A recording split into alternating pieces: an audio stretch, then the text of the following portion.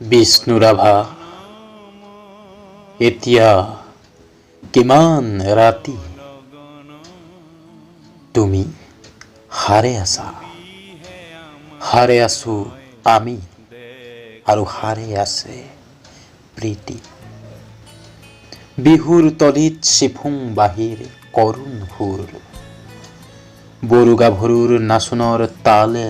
ভাগে জনতাৰ চকুৰ পানীৰে পুৰ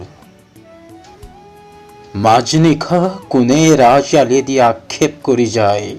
বিষ্ণু ৰাভা নাই নিজান চেলত তুমি হাৰে আছে ক্ৰূৰ ইটাৰ দেৱাল বন্দী তোমাৰ কণ্ঠৰ সুৰ নাচোনৰ লয়লাক তুমি হাৰে আছে আৰু জাগ্ৰত জনতা নিদ্ৰাবিহীন ৰাতি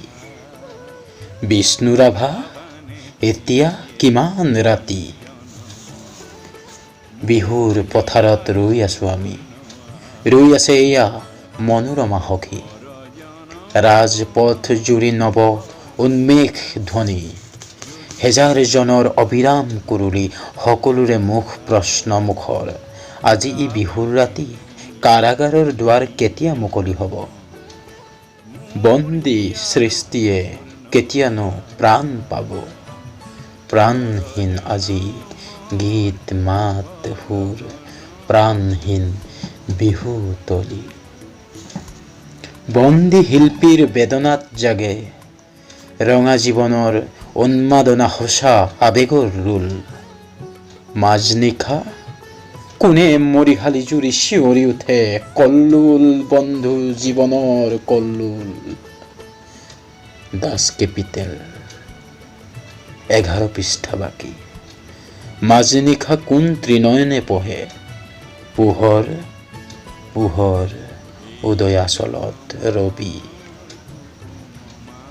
নৱজীৱনৰ প্ৰৱেশ দ্বাৰত ইতিহাস ৰোল সাক্ষী